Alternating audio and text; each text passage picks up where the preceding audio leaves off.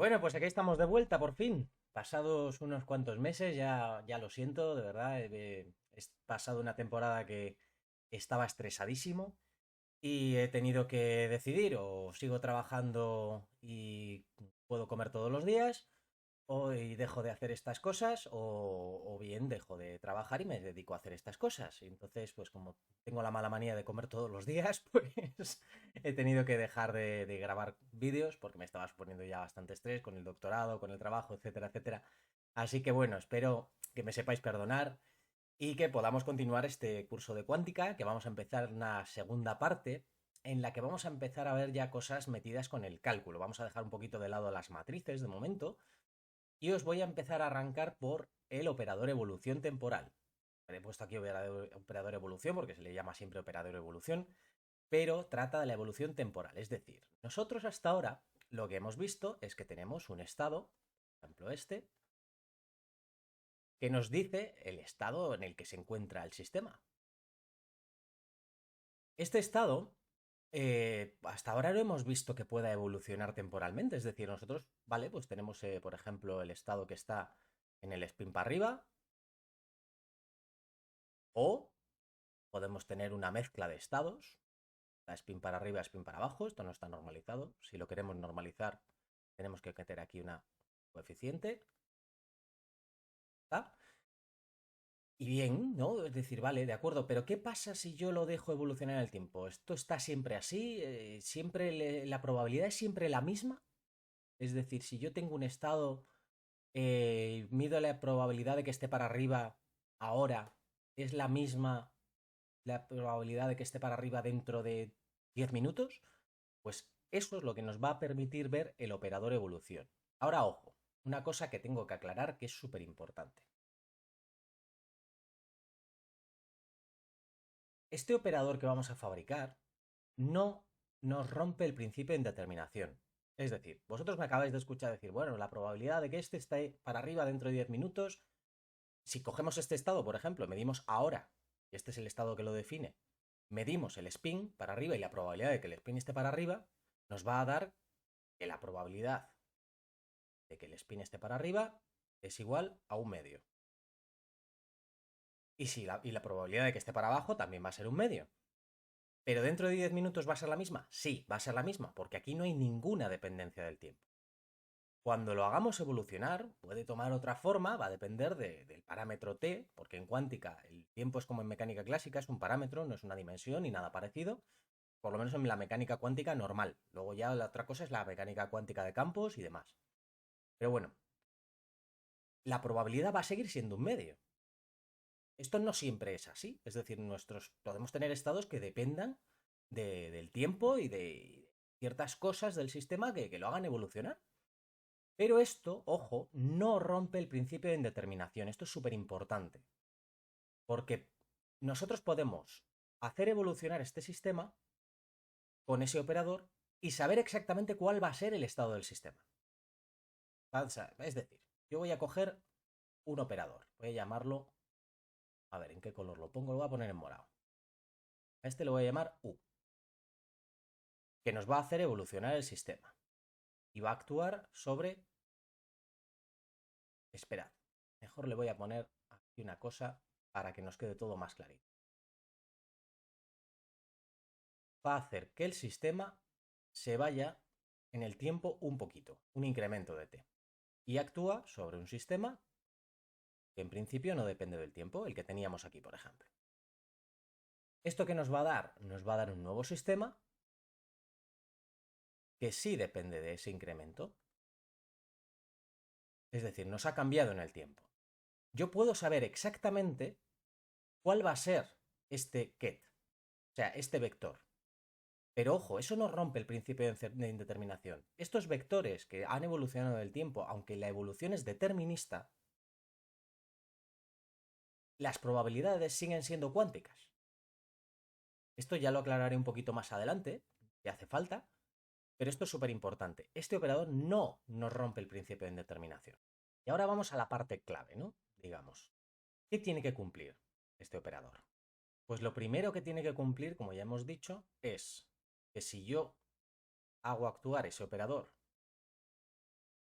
que me lleva un incremento, esto es un incremento en una A, un incremento de tiempo a un estado que nosotros ya tenemos, un tiempo t, el que sea,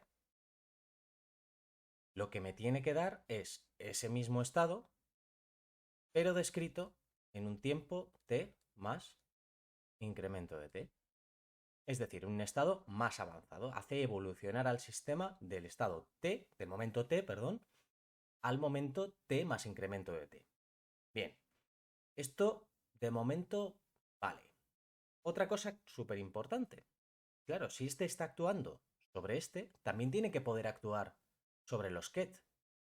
Perdón, esto es un ket sobre los bra, es decir, el conjugado complejo de este.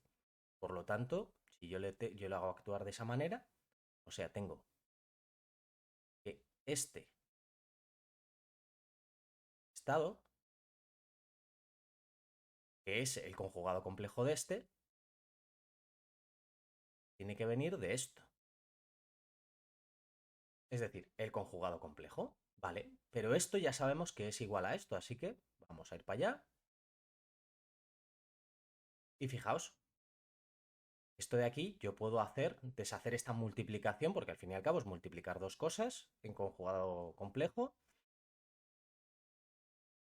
y me va a quedar al revés. Es decir, ¿y este qué es? Pues este es exactamente el bra del estado original y de t por el conjugado complejo.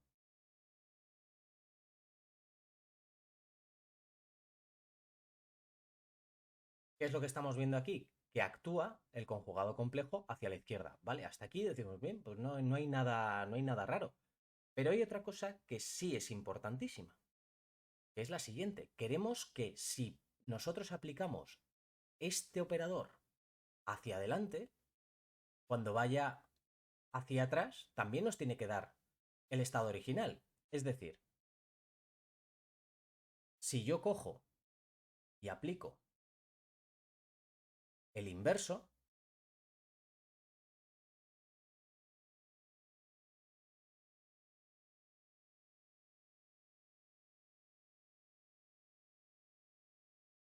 esto me tiene que dar el estado anterior. Es algo que es muy deseable, digamos, ¿no? Porque así hace que yo pueda volver para atrás en el tiempo y decir, ah, pues mira, el estado que tenía era este. Es decir, ¿cuál es este?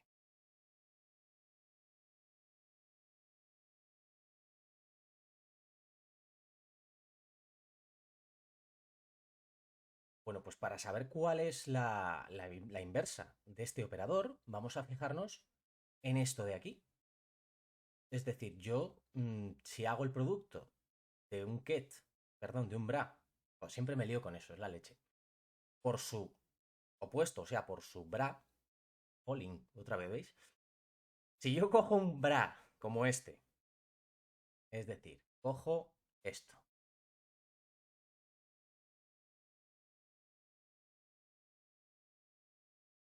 y lo multiplico por su ket,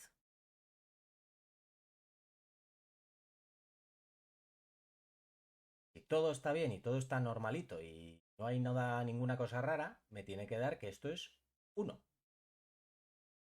Vale, hasta aquí todo bien.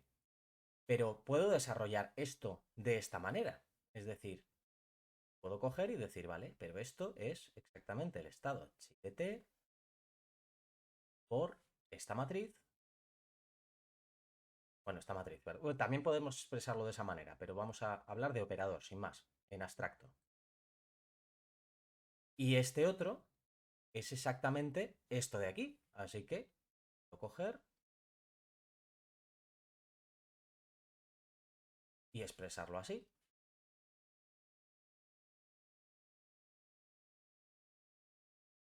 Vale. Y para que esto me dé 1, porque esto tiene que seguir siendo 1, ¿qué tiene que pasar aquí? Yo ya sé que esto, voy a ponerlo en otro color mejor para que se vea bien, sabemos que tiene que dar 1. Es decir, tiene que estar, es un estado normalizado. Entonces, ¿qué es lo que sucede? Que esto, por narices, Para que eso sea cierto, esto tiene que ser la identidad. ¿Qué dos matrices multiplicadas por algo de ella misma son la identidad? Pues la inversa. Entonces, ¿qué es lo que hemos descubierto? Que la inversa de esa matriz evolución, o ese vector operador evolución, a veces voy a decir matriz, voy a decir operador, voy a haceros un cacao mental con eso, porque en realidad casi se pueden utilizar indistintamente. No es cierto, un matemático me escucha, por favor no me mates, pero bueno, en cuántica digamos que tenemos esa libertad, entre comillas. Si yo multiplico esta por esta, me tiene que dar la identidad. Y lo que hemos descubierto es que esta de aquí es la misma que su hermítica conjugada, perdón, sí. ¿Qué es lo que tenemos entonces?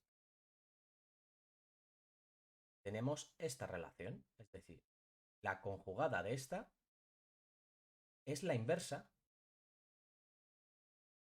de esa matriz. Y a esto es a lo que se le llama un operador unitario.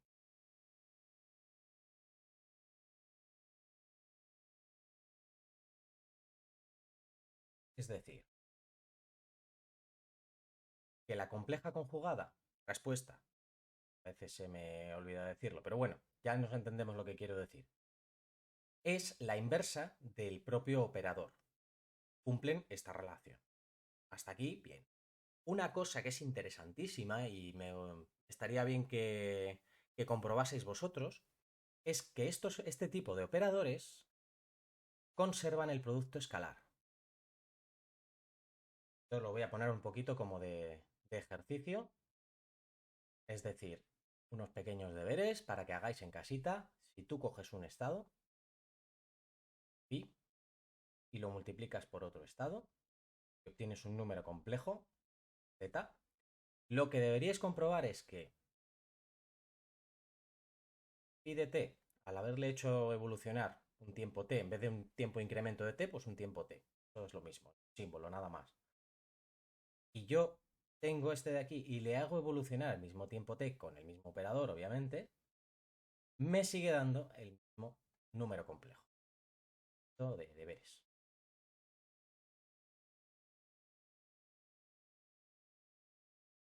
Esto es facilito. No deberíais liaros mucho. De hecho, ya lo he hecho prácticamente aquí, así que no debería ser un problema. ¿Qué otras cosas debería cumplir? Bueno, pues hay una que es bastante interesante. Si yo, este operador, le digo, vas a incrementar un incremento de t igual a 0, este operador, a este estado, un tiempo t, ¿qué me tiene que dar? Pues en realidad yo le estoy haciendo evolucionar nada. Por lo tanto, si yo le estoy haciendo evolucionar nada, me tiene que dar exactamente el mismo estado. Y por lo tanto podemos decir que u de 0 es la identidad, porque está dejándolo como estaba. Y este es un punto clave luego para definir cuál va a ser la forma del operador. Y en último lugar, perdón, este es 4, este es 3, que luego me lío.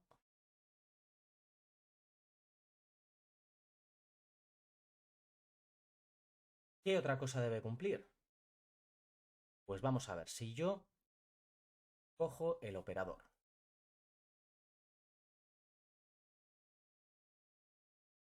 y le hago evolucionar un incremento de t1 a este sistema.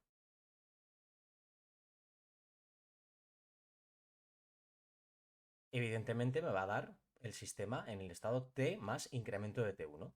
¿Y qué pasa si le hago después, fijaros en el orden, eso es importante también, aunque en este caso no es importante y ya veréis por qué, evolucionar a este estado? Pues me tendrá que dar, este me había dado, sí, de t más incremento de t1, Y después le estoy haciendo evolucionar al estado de incremento de T2, pues al estado incremento de T2. Es decir, esto es exactamente lo mismo que hacer. Y fijaos en una cosa, que igual a alguno ya se le ha encendido alguna bombillita en la cabeza, si no tampoco pasa nada, no os preocupéis. ¿Qué tipo de funciones o de cosas que yo al multiplicarlas tengo que es lo mismo que la suma de sus argumentos, que la misma función echa la suma de sus argumentos? Y además, cuando la meto con un argumento de 0, me da 1, o sea, la identidad. Esto ya debería empezar a sonarnos a algo que ya conocemos, que es las exponenciales. Si os acordáis, cuando tenemos una exponencial, por ejemplo, e elevado a alfa, por t, vamos a poner este argumento, y yo hago e elevado a beta, perdón, a beta no, t1 y alfa t2. Esto es lo mismo que e elevado a alfa por t1.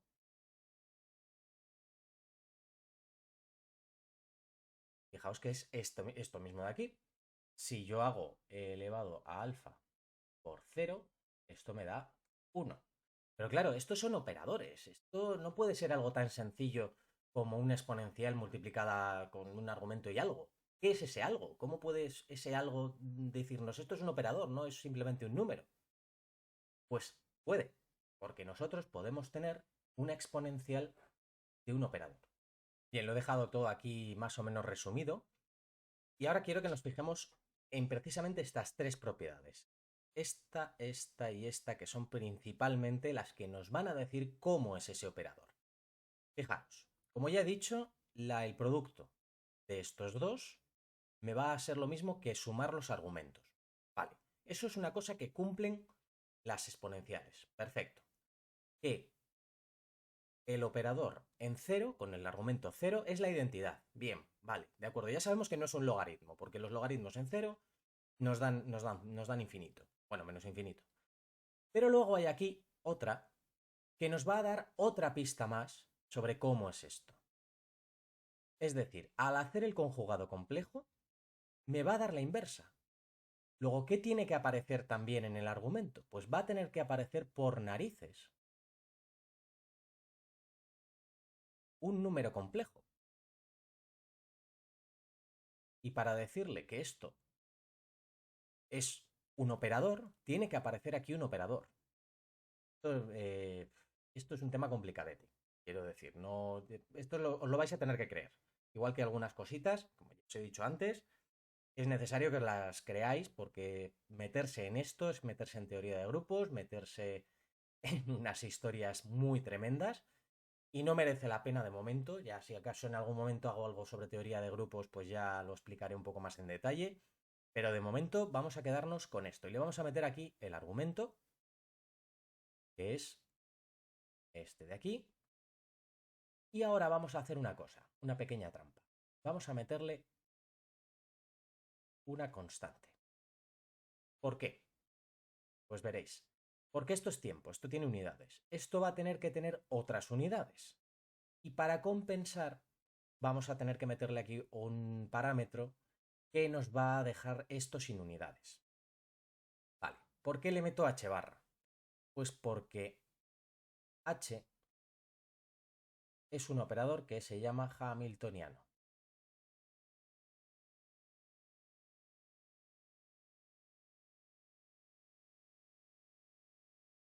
Y esto es otra de esas cosas que os la vais a tener que creer de momento. ¿Por qué? Porque está relacionado también con cosas de la mecánica clásica, los corchetes de Poisson y demás. Seguramente más adelante lo veamos y lo veamos un poquito más en detalle, pero de momento tampoco os lleva a ningún lado el andar trasteando con esto. Simplemente quedaos con que el operador hamiltoniano siempre está relacionado con la evolución temporal, al fin y al cabo. No es algo, o sea, los que hayáis estudiado algo de mecánica clásica, creo que lo podréis ver más o menos bien. Bueno, y volviendo al tema de la I esta, fijaros en una cosa. Si yo hago esto y hago su complejo conjugado, lo que me va a dar es que esto, yo le cambio de signo aquí a la i, y luego de este operador, bueno, yo sé que es el operador hamiltoniano, que tiene que ser hermítico y demás, vale, pero de momento vamos a suponer que no sé nada. Simplemente pongo aquí el complejo conjugado de este operador y ya está. Y esto, como es un número real, no cambia. ¿Qué es lo que tengo que ver? Pues tengo que ver que esto, al multiplicarlo por ella misma,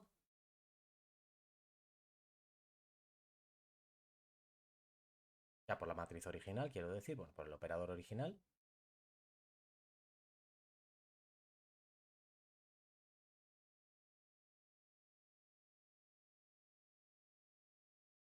me tiene que dar e elevado a cero. Por lo tanto, lo que voy a tener que ver es la suma de estas dos, o sea, y me he colado, es positivo. No, miento, lo siento mucho, perdonadme.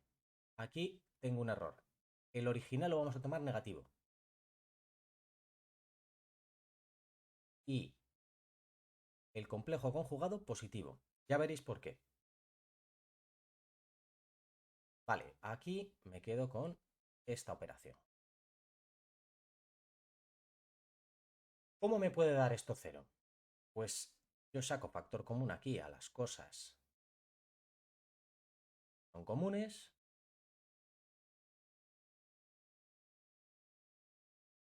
Le pongo aquí este y este.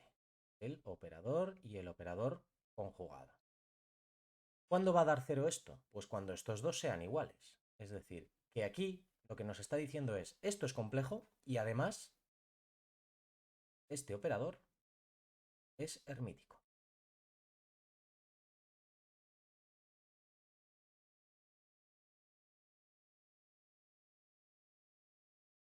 Claro, como ya os he dicho, H es el hamiltoniano y el hamiltoniano es el que nos va a dar los valores de la energía.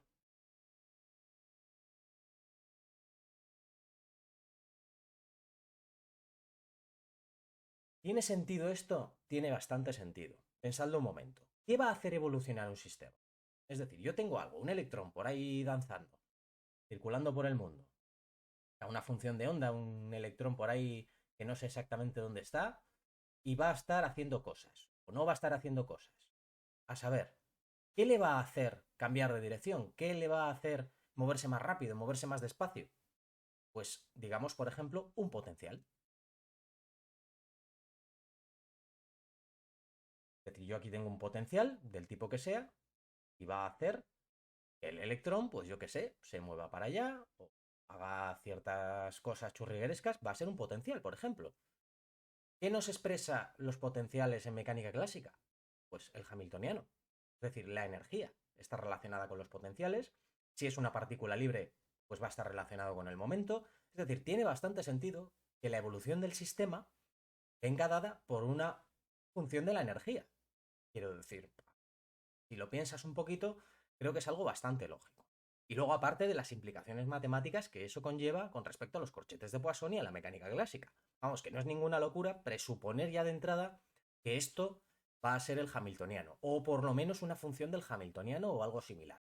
Bien, aquí ya hemos dicho que al hacer actuar U, no, voy a hacerlo en los colores que lo tenía puesto antes para no ir liando demasiado. Yo tengo este operador, voy a dejarlo así, sin el parámetro ni nada, actuando sobre un estado.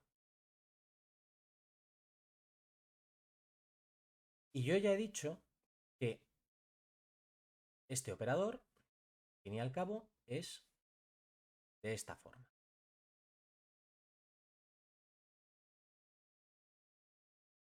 Voy a ponerlo en otro color. Aquí tenemos el hamiltoniano y aquí estamos haciendo actuar con el parámetro incremento de t. Vale. Y está actuando sobre esto. Es decir, yo lo que estoy diciendo es que h, es decir, el hamiltoniano, está actuando de alguna forma rara sobre este estado. Es decir, habíamos visto hasta ahora, por ejemplo, con el spin y demás, que si yo tenía un operador de spin actuando sobre un sistema o sobre un estado, esto me hacía pues que cambiase a otro estado diferente. Y todo bien. Pero esto, claro, esto era una matriz, esto era algo lógico y entendible que podíamos pensar, sí, esto multiplica de esta manera. ¿Cómo puede un operador que está encima de un exponencial actuar sobre un estado que al fin y al cabo vamos a poder representar como una matriz? Aquí es donde empieza el cerebro a salirse por las orejas. Y bueno, tranquilos, no os preocupéis. ¿Qué es lo que pasa? Pues pasa que las exponenciales tienen propiedades muy chulas. Si en algún momento estáis pensando, perdón, estáis pensando, esto de las exponenciales, voy a pasar del tema, voy a centrarme en otra cosa, porque tal, olvidaos del tema. No, centraos en aprender muchas cosas sobre las exponenciales, porque si os gusta la física vais a verlas hasta en la sopa. Los que ya he llegado hasta aquí, la mayor parte tendréis la noción de que las exponenciales son clave para entender casi toda la física. Pero os puedo garantizar que hay muchísimas cosas y muchísimas propiedades sobre las exponenciales que vais a flipar. O sea, lo que es meterse en los grupos de Lie y las aplicaciones exponenciales ya es la leche. Y precisamente de ahí es de donde viene lo que os voy a explicar ahora, así en un momentito. Esto es una especie de pequeño spoiler que hago de algún momento que explicaré esto de forma más avanzada, pero de momento quiero que os lo creáis. Eh, yo creo que la mejor forma de ver esto es hablar un poquito de el teorema de Taylor.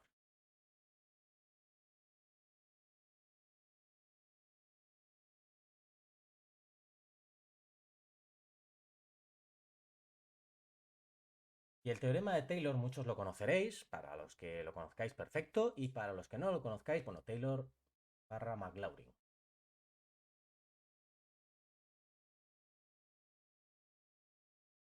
Este tío también es importante. Para los que lo conozcáis, bien, para los que no lo conozcáis, lo que dice es lo siguiente. Si yo tengo una función que depende de x, una variable, la que sea, yo puedo aproximar esta función por una serie de sumas de sus derivadas. Es decir, por ejemplo, en cero. Yo quiero aproximar la función en cero, entonces cojo el valor de la función en cero y le sumo la derivada de esa función, de punto, y la multiplico por x. Y un medio de la segunda derivada de la función en cero por x al cuadrado. Más y así, 2, 3, factorial, por cierto, y así. Y esto, si llegase hasta el infinito, podría decir que es exactamente igual. Por eso he puesto aquí un igual. Si me quedo con menos términos, tengo que decir que es una aproximación. Vale. Lo normal es coger hasta aquí. Es decir, nos vamos a quedar aquí. ¿Por qué? Porque cuando nos acercamos con incrementos muy chiquitines, este valor al cuadrado ya es prácticamente cero y no lo vamos a contar. Esto se hace muchísimo en física. Esto es una cosa que deberéis anotaros bien. Es una de esas cositas. Todas las transformaciones que se pueden hacer con el teorema de Taylor y todo eso con respecto a las derivadas y demás, deberíais cogerlas en un papelito, en un recuadro, y ponéroslas en el corcho delante de vuestra mesa de estudio, porque creedme que lo vais a utilizar mogollón. Y conviene que no os olvidéis jamás de esto. Entonces, ¿qué es lo que sucede? Si yo, por ejemplo, cojo una exponencial, vamos a hacer lo mismo. Por ejemplo, e elevado a por x. Y yo voy a aproximarlo en el punto cero. Entonces, cojo e elevado a cero. Es decir, en el punto cero. Pues 1 más la derivada de esto, que es lo mismo, o sea, es a por e elevado a por cero, que habíamos dicho. Partido de nada. Y es 1. Y lo multiplico por x. Más 1 partido de 2 factorial. Ya hemos dicho que no nos vamos a quedar con esto, pero para que lo veáis, la segunda derivada sería a cuadrado elevado a por 0 por x al cuadrado, más lo que sea. Vale, ¿qué nos da esto? 1 más a por x, porque esto es 1. Y luego cortamos aquí. Hemos quitado a partir de este término porque vamos a cogerlo muy pequeñito o lo que sea. Esto es una aproximación estupenda para esto. ¿Por qué? Pues vamos a ver. Yo aquí os he dibujado e elevado a por x. ¿Qué pasa si yo lo tomo, por ejemplo, en 0? Pues en el punto 0, fijaos que la función ¿cuál es? Es una recta. Yo estoy aproximando esto por una recta. ¿Cuál es esa recta? Pues tiene una pendiente, que es exactamente esta, que es el argumento de aquí, y pasa por el punto este de aquí. Vale, y dices, sí, pero es que esto se va muchísimo. Sí, pero es que esto es una aproximación para cantidades que se van muy poquito más allá del punto en el que lo estoy haciendo. Es decir, si yo aquí hago una lupa en esto, me vuelve a pasar esto. Si yo aquí hago un zoom, digamos, lo que voy a ver es que si yo me voy un poquito más a la derecha o un poquito más a la izquierda, la función y la aproximación de la función que está en azul es casi lo mismo. Vale, y esto está muy bien. Está muy bien, pero que es que aquí no tenemos un número. Esto no es un número. Chico, que que es un operador, que no es un número. Vale, pues aquí es donde viene la sorpresa, y es que también podemos hacerlo con operadores. Y nos queda algo que es maravilloso. Voy a borrar un poquito esto para... Bueno, sí, voy a borrarlo porque ya lo tendréis, si queréis. Al final lo he dejado ahí para que lo veáis y lo tengáis presente, sin más. Pero vamos ahora a hacer lo mismo con nuestro operador, es decir, con u en incremento de t, porque queremos llevarlo un poquito más allá de 0. Como ya hemos dicho, e elevado a menos partido por t barra por nuestro operador hamiltoniano y este argumento. Vale. ¿Podemos hacer esto? Podemos. Podemos perfectamente hacer un desarrollo de Taylor utilizando el hamiltoniano. Es decir, lo que podemos hacer es decir, vale, yo voy a aproximar esto. Bueno, lo voy a poner para que los matemáticos no me queráis matar con el igual. Entonces, ¿yo qué voy a tener que hacer? Pues voy a tener que hacer lo siguiente. U en 0 más u prima, sí, derivada de esto en 0 por el argumento. Más 1 partido de 2 factorial, la segunda derivada en 0 por el argumento al cuadrado. Pero aquí es donde viene el truco. Bueno, le voy a poner con los puntos suspensivos porque así no me va a matar ningún matemático. Y ahora viene cuando hacemos la gorda. Vamos a decir, esto de aquí, este incremento es tan próximo a 0 que lo vamos a tomar nulo. Es decir, nos vamos a cepillar esto de aquí para la derecha, porque estos incrementos son tan chiquitines que al elevarlos al cuadrado nos quedan prácticamente nada. ¿Y entonces qué nos vamos a quedar? Pues nos vamos a quedar con qué. Con esto nos vamos a quedar. Y esto sí que es una prueba. Y sí que me merezco la otra. Esto sí es una próxima. Vale, vamos a hallar esto. U de 0 ya sabíamos que era la identidad. Hasta aquí, sin problema. Luego, ¿Qué es la derivada de esto de aquí? ¿Con respecto a qué? Bueno, pues con respecto a incremento de t. Y aquí es donde me pueden llover palos de todos los colores porque estoy utilizando un parámetro que es un incremento como argumento para una derivada. Pero me vais a tener que creer. Es así de sencillo. Esto se hace normalmente con t y ya está. Y luego ya se aproxima t a valores más pequeños. Es un cacao mental y un cacao terrible y no merece la pena que lo entendáis de forma muy formal, ¿vale? Entonces, simplemente vamos a quedarnos con qué va a ser la derivada de esta exponencial con respecto de este argumento. Pues con respecto a este argumento, como cualquier otra derivada, nos vamos a quedar con menos i partido de h barra. H vamos a suponer que no depende de t,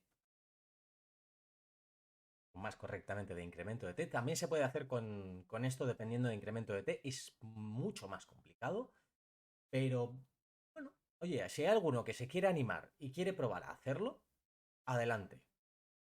Ya le digo que le puede tocar una tarde de sodomía matemática importante, pero puede ser muy divertido. Bueno, como no depende de incremento de t, simplemente lo bajamos como si fuese cualquier otro número en una exponencial. Sin más, lo dejamos aquí. Y luego lo tenemos que multiplicar por el argumento por el que hemos derivado. Bien, ahora ya tenemos más o menos una forma de lo que queríamos aproximada a un incremento muy chiquitín. Ahora nos preguntamos, ¿cómo actúa esto sobre un estado? Pues vamos a ver, simplemente lo que podemos hacer es aplicarlo sin más ni más. Es decir, yo tenía que me tiene que dar por narices, si esto está bien hecho, este resultado. Es decir, yo al aplicar esto sobre el estado en t, me tiene que dar este estado.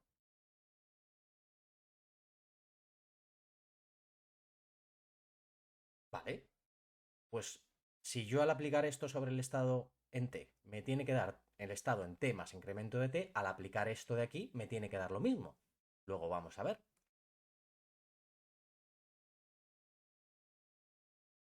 Bueno, pues esto lo multiplicamos sin más. La identidad por esta me tiene que dar el mismo estado. Más. Bueno, menos, perdón.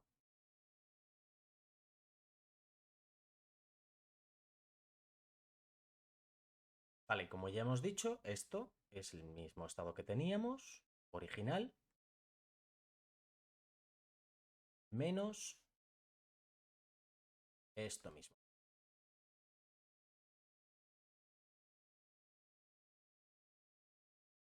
Ojalá tuviese una de estas en clase. La clase. Pero no de las de pizarras digitales que son un peñazo de utilizar. Y hacer esto con un cálculo enorme es genial. Vale, ya tenemos esto. ¿Qué es lo que estamos viendo aquí? Vamos a pararnos un momentito a pensar. Esto es llevarnos este estado un poquito más allá en el tiempo. Es decir, estamos haciendo evolucionar un poquito. Luego tiene bastante sentido que esto vaya a ser parecido al estado original,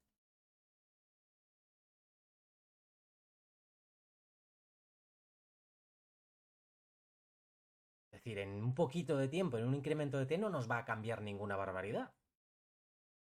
Luego tendrá que parecerse al estado original y además cambiar un poquito en función de este operador. Es lo que nos está diciendo. Lo que nos viene a contar es, esto es, añadirle al estado original, añadirle, restarle, lo que sea, algo que depende de ese operador. Tiene bastante sentido. Y ahora vamos a coger esto de aquí y vais a ver una cosa, igual alguno ya está con un segundo. Perdón que me han llegado mi mujer a casa y me ha pillado aquí en medio. Bueno, entonces, vamos a ver, cogemos esto de aquí, que era el resultado de aplicar ese operador, y nos lo llevamos. Y, a ver, vale, alguno a lo mejor ya está diciendo, ostras, esto me suena a algo que conozco. Si no es así, no pasa nada. Pero fijaos que aquí hay un incremento de t, que aquí hay una función de t y aquí hay un incremento de t. ¿Qué me hace sospechar eso? Bueno, pues vamos a despejar este operador h de aquí.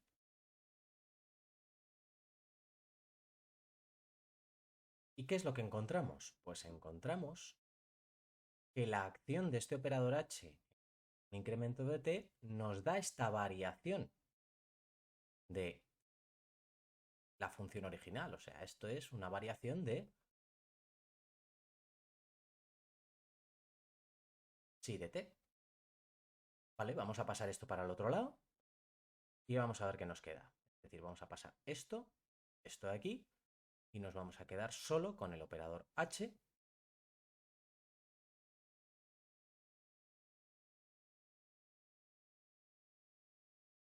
actuando sobre el sistema, sobre el estado. ¿Qué nos va a quedar? Pues vamos a tener esta i, la pasamos dividiendo o multiplicamos por i otra vez, nos va a quedar 1, nos va a quedar arriba una i por h barra, porque la hemos dividiendo, pues pasamos multiplicando, y luego nos va a quedar esto de aquí,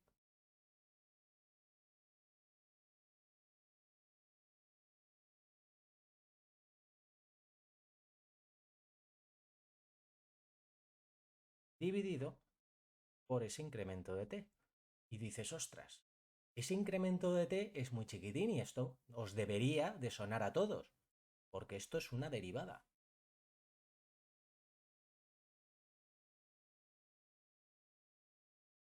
Cuando incremento de t de 0. Por lo tanto, podemos decir que el operador h, actuando sobre este estado,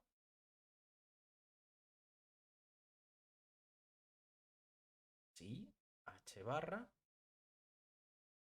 derivada con respecto de t, del estado original.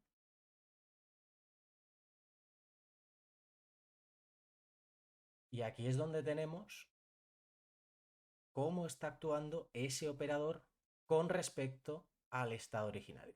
Esto no era un vector, es un vector porque hay algunas funciones que se pueden, bueno, algunas funciones no, todas las funciones se pueden expresar como vectores en el espacio de Hilbert. Ah, sorpresa, sorpresa. Eso lo veremos más adelante y veremos cómo, y veremos que es una cosa preciosa, pero ahora quedaos con precisamente esto, es decir, este operador, que es el hamiltoniano, actúa con un parámetro, ¿de acuerdo? Haciendo la derivada temporal del estado que teníamos originalmente. Esto no debería sorprendernos, realmente. Sobre todo a los que sepáis algo de mecánica clásica, no debería sorprenderos, porque esto es la ecuación de Schrödinger. ¿Por qué he puesto una derivada parcial y no he puesto una derivada total? Bueno, eso tiene sus implicaciones matemáticas que son interesantes, pero no es una derivada total, es una derivada parcial. ¿Vale? Que cuando esta función solo depende de t, puedes poner a cualquiera de las dos, pero es más correcto poner la derivada parcial. Eso siempre. Y luego, eh, voy a poneros unos pequeños deberes para que ya terminar esto, otros más,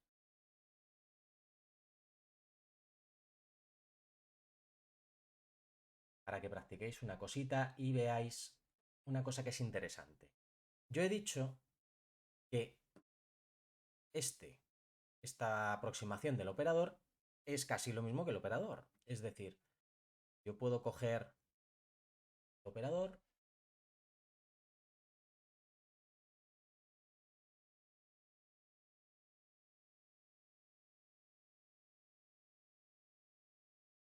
y ¿qué pasa si lo multiplico por su complejo conjugado? Es decir, multiplico el original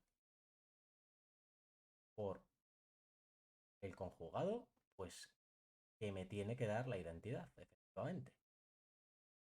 Pues esto es una cosa que me gustaría que comprobaseis. Perdón, y me he comido. ¿Por qué es importante este parámetro que me he comido antes? Bueno, porque precisamente aquí está la pista. que os va a aclarar por qué esto es la identidad. Y es que hemos considerado antes sobre ese parámetro. Es decir, hemos dicho que este parámetro es muy próximo a cero. Bueno, pues fijaos bien cuando hagáis este cálculo y ya veréis lo que os sale. Bien, bueno, pues hasta aquí, de momento vamos a quedarnos con esto y ya en el próximo capítulo, si no me equivoco, vamos a ver un poquito cómo podemos utilizar este operador evolución porque es súper importante para una cosa que veremos al final del curso, que es, digamos, la imagen por caminos de la mecánica cuántica, que tiene mucho que ver con, o sea, bueno, no, es precisamente lo que tiene que ver con el desarrollo de Feynman de toda la mecánica cuántica. Está basado principalmente en este operador actuando sobre los estados. Y ya veréis que es una cosa fantástica y maravillosa. Bueno, pues nada, nos vemos en el próximo capítulo y hasta la próxima.